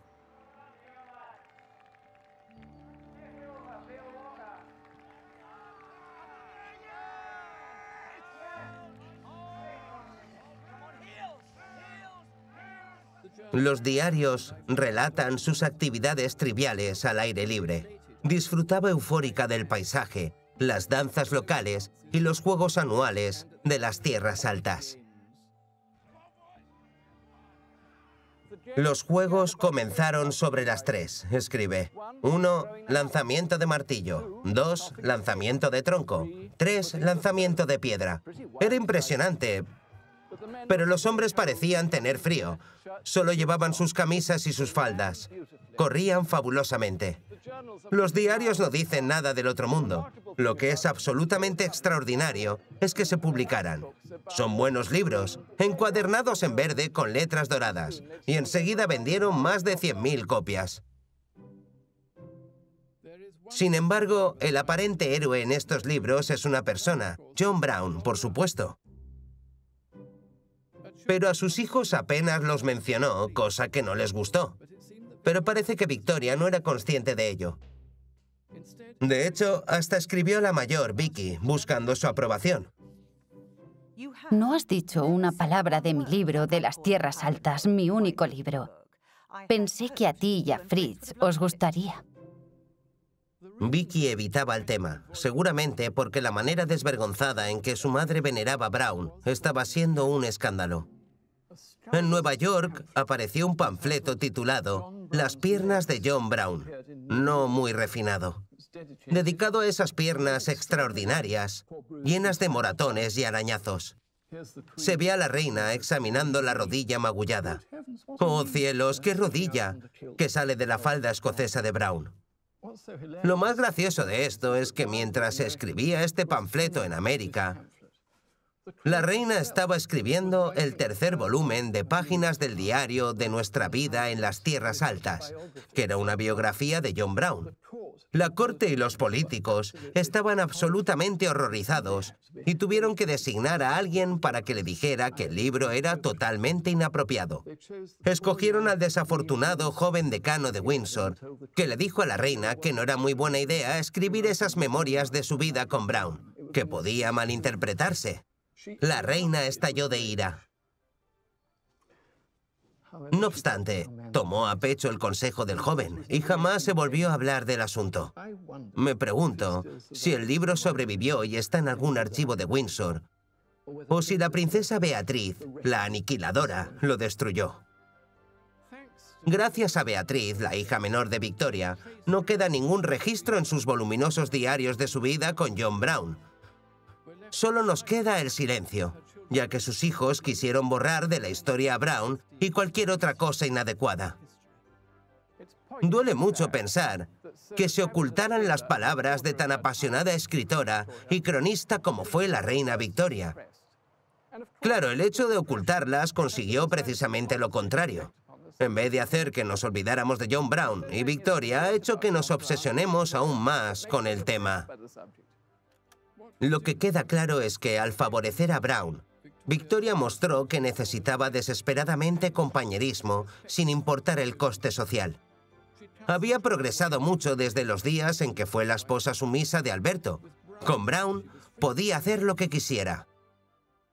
Claro, la gente sospechaba que se acostaba con Victoria. Y este es un asunto un poco feminista. Si el rey se hubiera acostado con una criada, ninguno de estos caballeros victorianos habría levantado una ceja. Era la idea de que una mujer saltara esa barrera social lo que les horrorizó. Sobre todo a medida que los rumores crecían hasta decir que la reina y su sirviente escocés se habían casado en secreto y tenían un hijo juntos. Seguramente uno de los pocos hombres en el mundo que llegó a conocer toda la verdad sobre su relación con Brown es su último médico, Sir James Reed. Madre mía, Micaela, Lady Reed, es la esposa de su nieto. Maravilloso, ¿verdad? Escribió un diario cuando trabajó con ella. Sí. Y tenemos 40 diarios pequeños aquí. ¿Ve? Su letra era minúscula. Es maravilloso, ¿sí? Si lees mucho, necesitarás una lupa. Y aquí hay más diarios suyos. Sí. Este es de marzo. Es de la reina y Brown, creo. Sí, aquí cayó. Subían y bajaban las escaleras, Brown y la reina. Claro, Brown podía llevarla en brazos, pero Reed no podía ni tocarla. Él podía ofrecerle su brazo para apoyarse. ¿Pero no se le permitía examinarla médicamente? No, ni mucho menos. Le permitirían llevarla en brazos por las escaleras. Mientras Brown sí podía llevarla en brazos. Sí, y estaban riéndose y les pareció muy divertido. Y el día siguiente dice que la reina caminó un poco por la habitación. Brown se levantó su falda y dijo, ¿está ahí? Y ella se levantó la suya riendo y dijo, no, no está aquí. Le movía su mano varonil. Sí. Por el muslo hasta el trasero. Pero creo que ella apunta, levantándose la falda, apunta a su rodilla. Era un poco libertino en ese tiempo. Sí, era muy atrevido. Está claro que eran muy íntimos. En la familia Reed tienen la impresión de que el doctor Reed sabía qué tipo de relación tenían. Sí, tenemos esa impresión. Y solíamos chinchar a la abuela, su viuda, sobre John Brown y la relación. Pero ella no decía ni pío. Se reía y dejaba el tema. ¿Qué piensa usted? No creo que se casaran, ni siquiera que tuvieran una aventura inmoral. Veo que mostraban sus sentimientos abiertamente en público. Si hubieran tenido una aventura, habrían sido más prudentes al respecto. También hay un detalle físico que ahora sabemos de cuando el doctor Reed examinó su cuerpo después de morir. Sí, tenía un útero prolapsado, lo que habría hecho cualquier relación sexual muy dolorosa y probablemente imposible. Así que no creo que fuera ese tipo de relación. Y ciertamente no creo que hubiera tenido un hijo porque... Oh, no, eso es absurdo. Absurdo, pero ¿qué se ha dicho?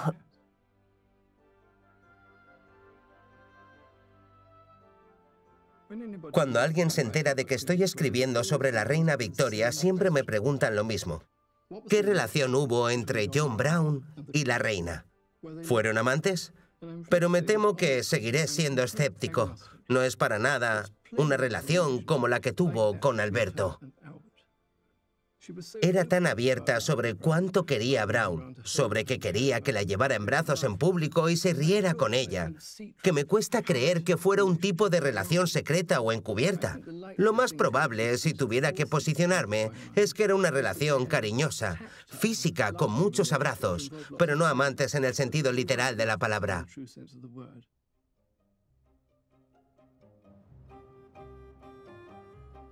A Victoria no le gustaban los convencionalismos. Aunque su nombre marca una época de prudencia y decoro, ella fue todo menos eso. Mientras que adoraba la franqueza de Brown, no aguantaba a los que eran más cerrados en su entorno. Así que cuando se trataba del reservado primer ministro líbero W.E. Gladstone, no podía soportarlo. El señor Gladstone es un hombre muy peligroso, muy arrogante, tiránico y obstinado. No tiene ni idea del mundo o la naturaleza humana. Victoria no tenía pelos en la lengua. Usó todas las armas de su arsenal.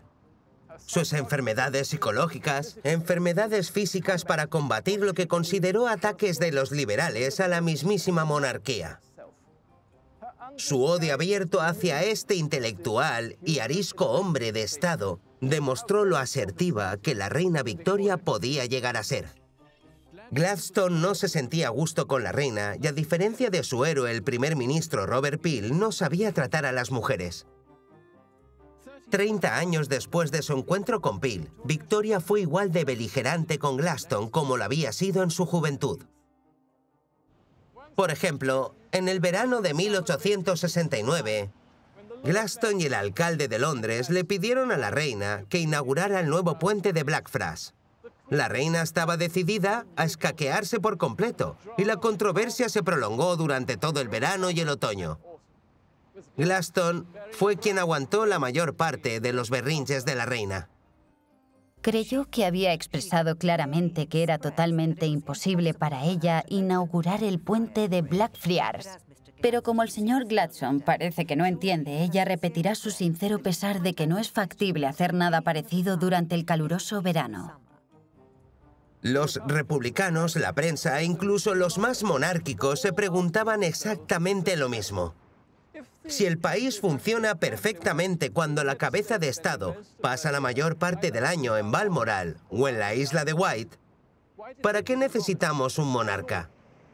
Y era para silenciar esa pregunta que el primer ministro, el señor Gladstone, quería pasear a la pequeña reina por este puente. Y ella estaba igualmente decidida a no dejarse intimidar y no ceder a la presión. A finales de julio, la reina seguía enrocada. La reina está muy sorprendida de que una vez más se burlen de ella y la atormenten sobre este puente, cuando hace 3 semanas, o casi, el señor Gladstone ya le preguntó. Y ella se negó a inaugurarlo diciendo que el cansancio de todo era demasiado en un día tan caluroso. Y con sus cambios de humor. Cuando llegó el día, Victoria decidió que podía inaugurar el puente. Pero vaya jaleo había ocasionado.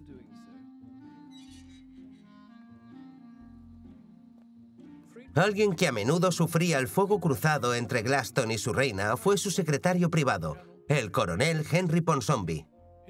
Su bisnieta Laura Ponsonby conserva muchas cartas escritas a mano por la idiosincrásica Victoria. La letra de la reina es casi ilegible. Increíblemente difícil de leer, creo que estoy empeorando. Estos marcos negros son muy bonitos, ¿verdad? Sí. Estas cartitas salían del escritorio de la reina cada 10 minutos. Así es. Me da la impresión que Gladstone pensaba que era imposible tratar con Victoria, mientras que Henry Ponsonby era mucho mejor al respecto. Ponsonby sabía lo que estaba haciendo. Hizo lo posible para hacer que la reina fuera más razonable con Gladstone, pero ella era muy crítica con él, Henry Ponsonby. Sabía que contradecirla no conseguía nada. Cuentan que en cierta ocasión él dijo: cuando digo 2 más 2 son 4, la reina Victoria dice no, son 5. Y él contesta, creo que no, son 4. Y ella insistía, no, te equivocas. Entonces él pensaba, lo dejo y ya está. Y cuando volvían al asunto, todo estaba bien. Sabía que si decía que no, la reina Victoria se iba a empecinar todavía más. Henry Ponsonby la admiraba, aunque podía ser totalmente obstinada, pero conseguía lidiar con ella y, claro, tenía un gran sentido del humor. Creo que eso fue lo que lo salvó. Vio que era muy graciosa. Es cierto, y siempre los hacía reír en la cena. Decía que miraba a la reina Victoria y estaba partiéndose de risa. Lo llamaban fou rire o risa loca. Eso que empiezas a reírte y te saltan las lágrimas y hasta tiemblas y explotas de risa. Le daba mucho a la furrir. Sí, muy a menudo. Siempre le daba la risa tonta. Sí. Gladstone no era nada gracioso. No, creo que no. La extraña mezcla de humor e histeria de Victoria es lo que los políticos no podían entender. Hasta el punto de temer por su cordura. Es fácil comprender por qué estaban preocupados cuando ves la correspondencia entre la reina y el señor Gladstone. Cuando Gladstone iba a Balmoral, era raro y no podía hablar con la reina. A menudo se negaba a hablar con él, así que se escribían aunque los dos estaban bajo el mismo techo. A veces hasta 6 veces al día. Las cartas son bastante cómicas, diría. Gladstone, sus cartas, bien escritas, pomposas, pero lógicas. Y ella garabateaba en respuesta. Es como si gritara en el papel. Esta se escribió una tarde. Es casi un berrinche. No es a Tahití, sino a Honolulu, a lo que se refieren las quejas sobre el príncipe Alfredo. Nadie sabe de qué está hablando. Se perdió en la historia. Pero se ve lo que Gladstone tenía que aguantar.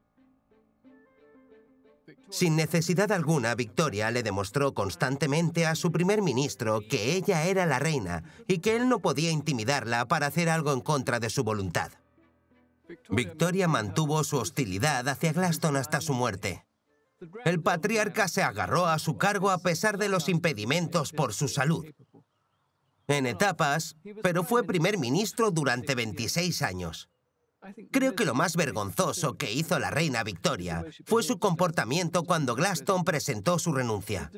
Él dedicó toda su vida a servir a su país y ella no fue capaz de darle ni siquiera las gracias.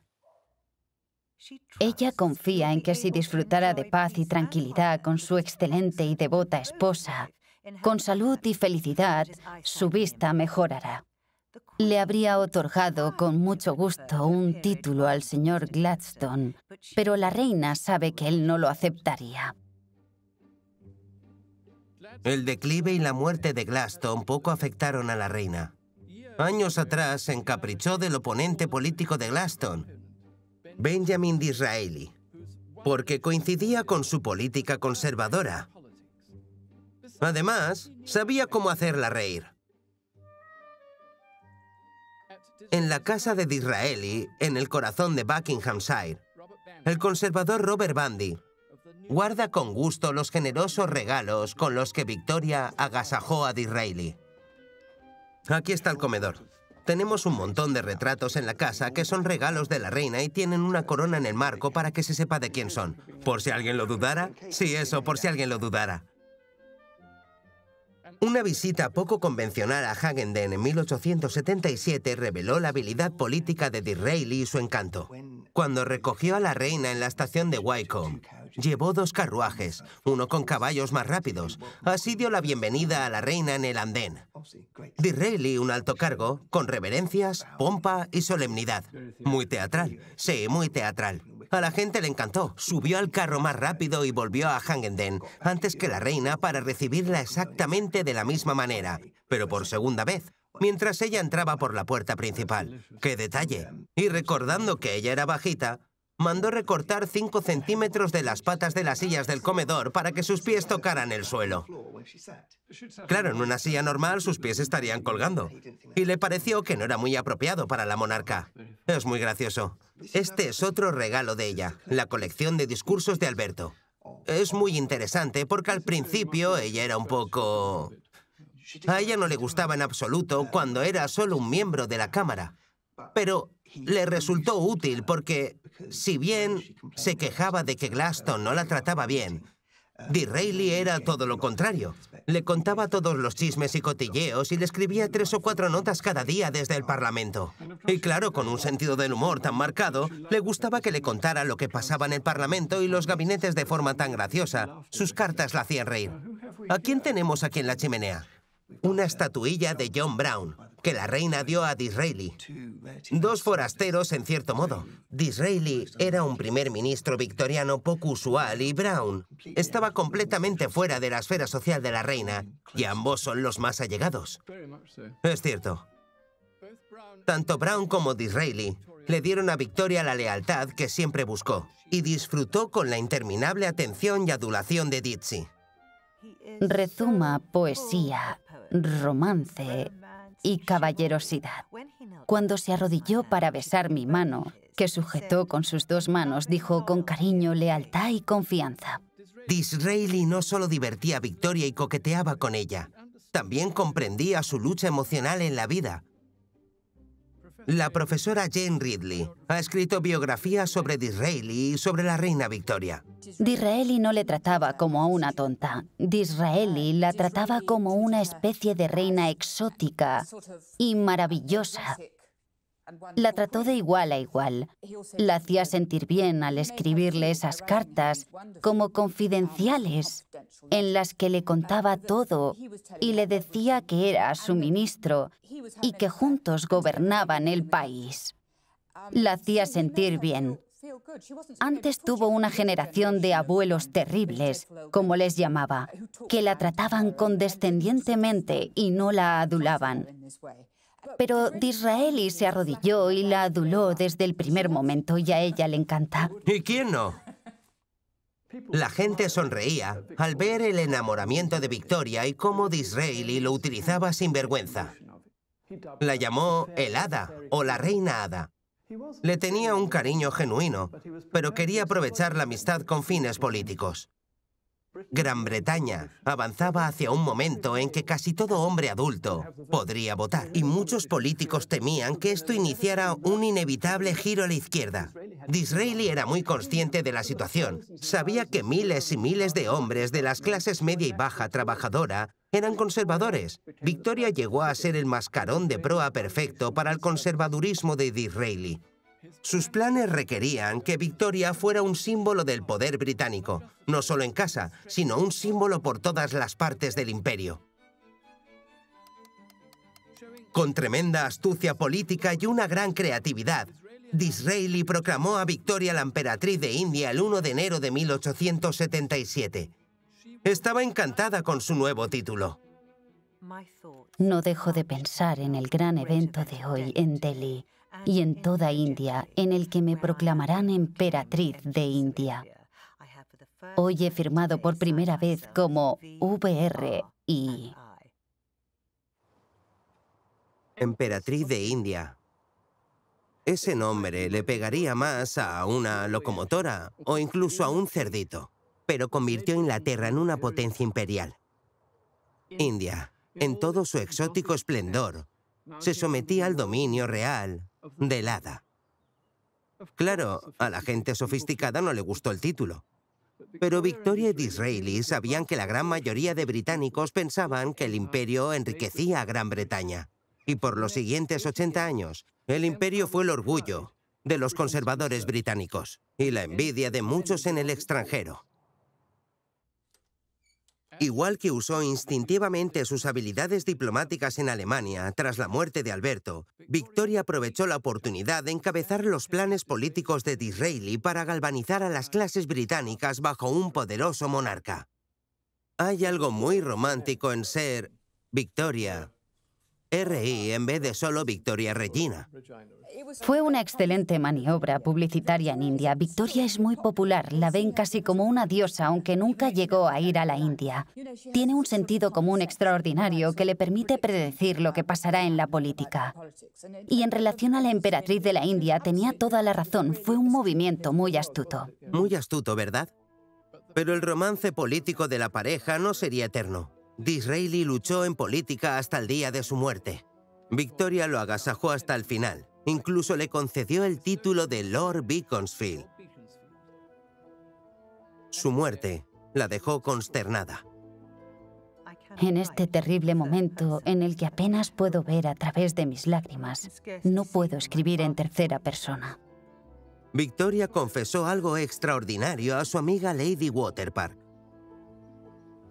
Sé que también sentirás mi gran e irreemplazable pérdida. He perdido tantos, pero ninguna pérdida será mayor que la de mi querido Lord Beaconsfield. Son palabras muy significativas, sobre todo teniendo en cuenta el reciente fallecimiento de su amada hija Alicia y el profundo duelo por el príncipe consorte. Señalan lo cercano que Dixie llegó a ser para Victoria, tanto en política como en su corazón. Gladstone fue un primer ministro dictatorial. Disraeli fue un amigo verdadero. Por si la muerte de Disraeli no fuera poco para Victoria, 2 años después llegó el turno del hombre que pudo ser el amor de su vida, John Brown. La reina estaba devastada. La viuda huérfana estaba sola otra vez. Solo conocemos parte del duelo que plasmó en el papel. El resto no sobrevivió a la estirada censura de Windsor. Estoy muy afectada por esta pérdida, que se llevó a alguien tan devoto y dedicado a mi servicio, que hizo para mi comodidad personal.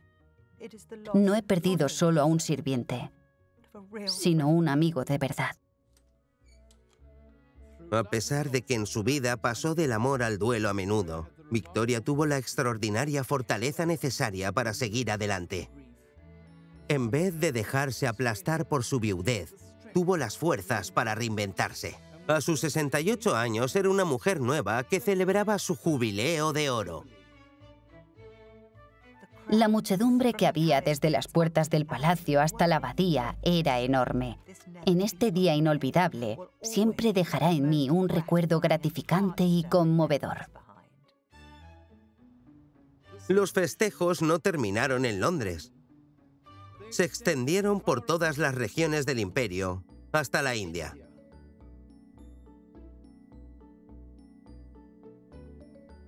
¿Estoy en la India? No, estoy en la isla de Wight, en el Salón Durban. Victoria añadió esta fantástica ala a la villa de estilo italiano del príncipe Alberto. Mirad qué símbolo de su liberación, del pasado influenciado por Alberto. Su dominio, su imaginación y comprensión del mismísimo imperio se había extendido en su propia vida. Es algo maravilloso.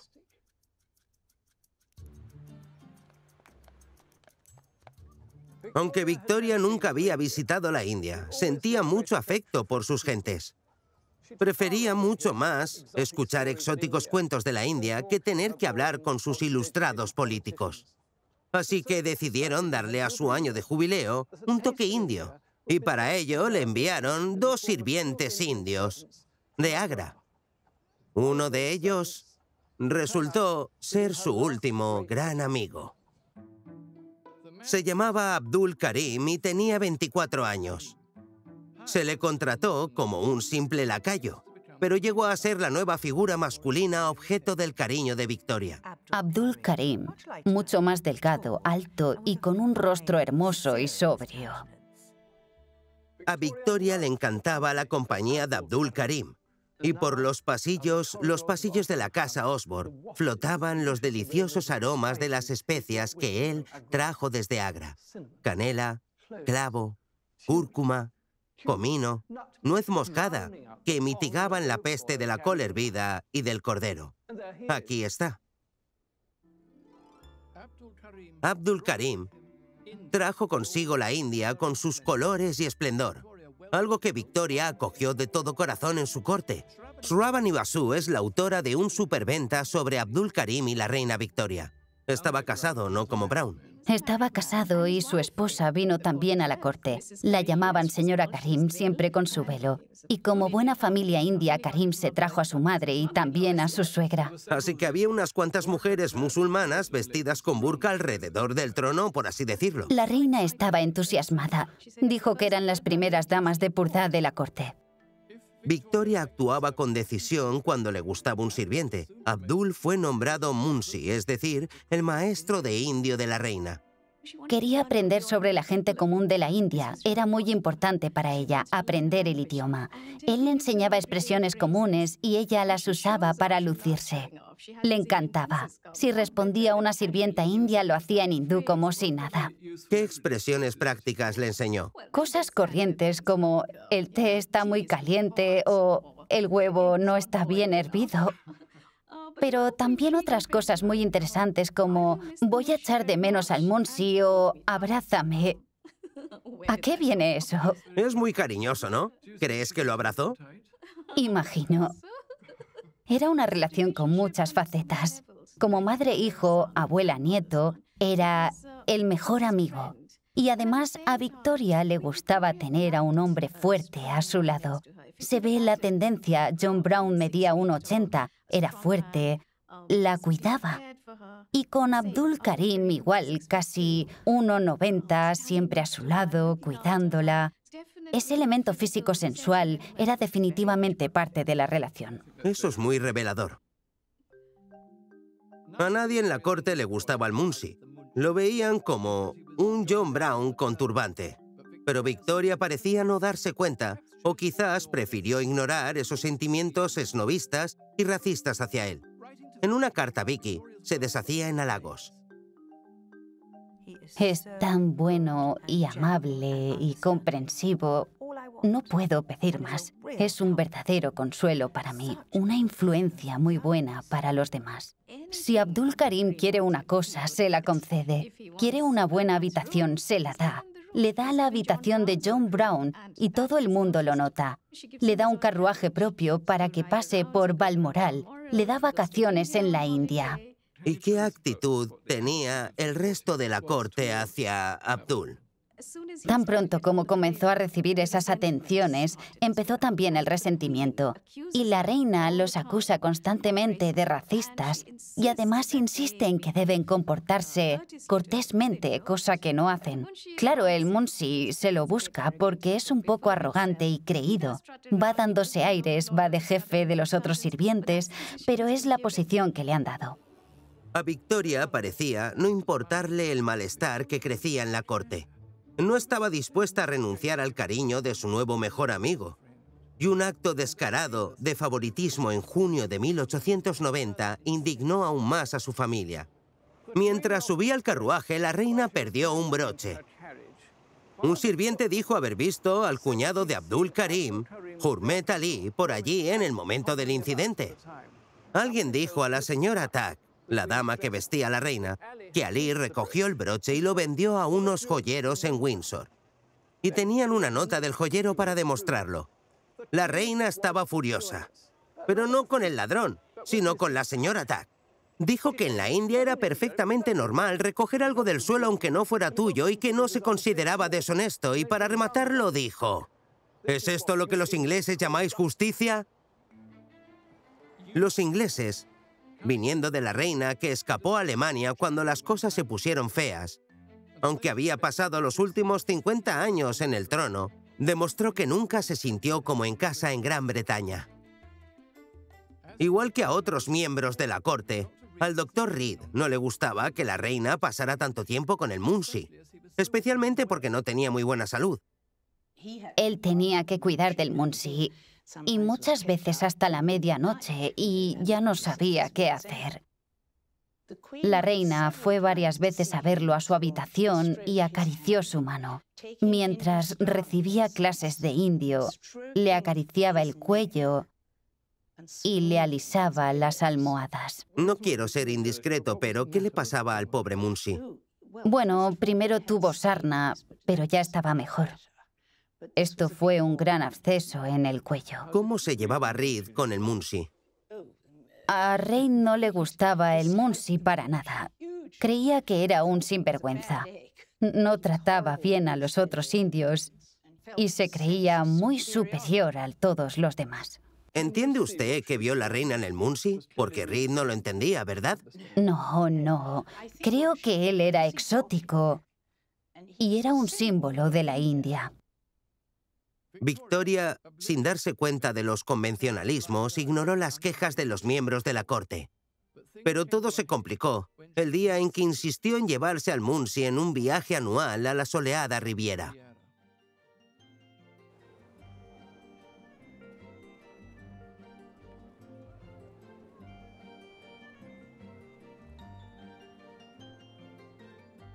A Victoria siempre le gustó ir a Francia para escapar. Después de la muerte de Alberto, viajaba bajo el nombre de Condesa de Balmoral. Para Victoria, Francia representaba la libertad. En 1897 planeó un viaje real a Cimiez.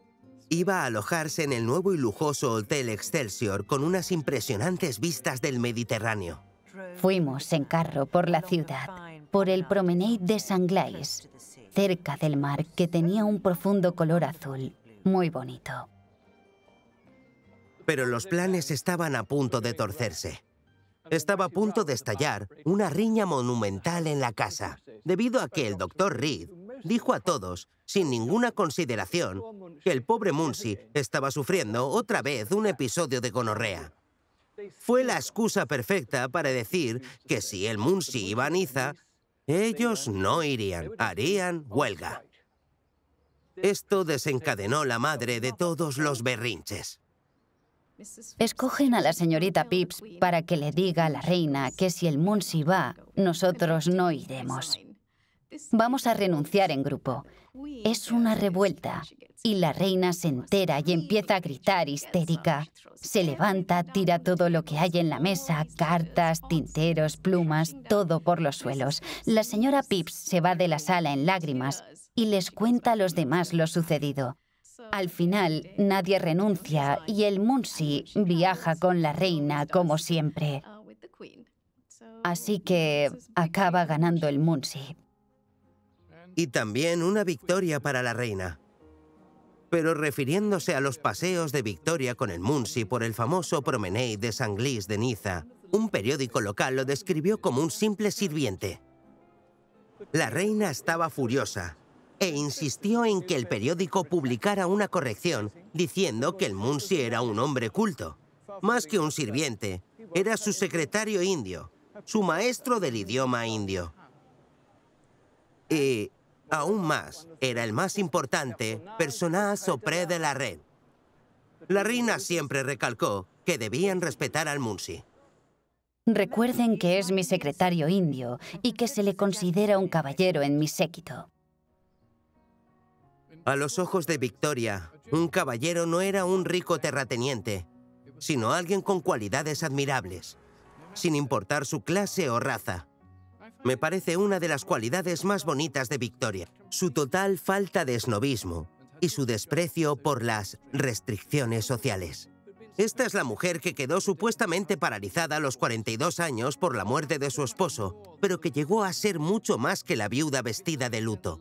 Victoria pasó los últimos 40 años de su vida, después de Alberto, buscando la libertad en las relaciones más impensables.